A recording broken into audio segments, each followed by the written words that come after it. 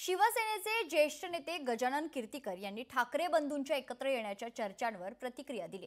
राज्यात हिंदी अनिवार्य नाही आणि मराठी संकटात नाही, मात्र मराठीसाठी एकत्र आल्याचं भासवत आहेत, अशा शब्दात गजानन कीर्तिकरांनी ठाकरे बंधूंवर टीका केली आहे। त्रिभाषा सूत्राप्रमाणे महाराष्ट्रामध्ये मराठी ही अबाधित राहील।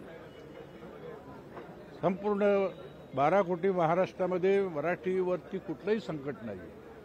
हे संकट आलंय म्हणून भासवायचं आणि मराठी लोकांच्या हितासाठी आम्ही काहीतरी करतोय म्हणून दाखवायचं आणि जे भोळे भाबडे बाळासाहेबांच्या विचाराने प्रेरित होऊन ज्यांचं राजकीय भवितव्य अंधाराक्रमय झालेलं आहे, असे शिवसेनेत संकटात आले, त्यांच्यासाठी आधी एकी करून दाखवा, मग कळेल तुमचं खरोखर मराठी लोकांच्या हिताबद्दल तुमच्या मनात भावना आहेत की नाही। लोकशाही मराठी ऐका, पहा, जागरूक रहा।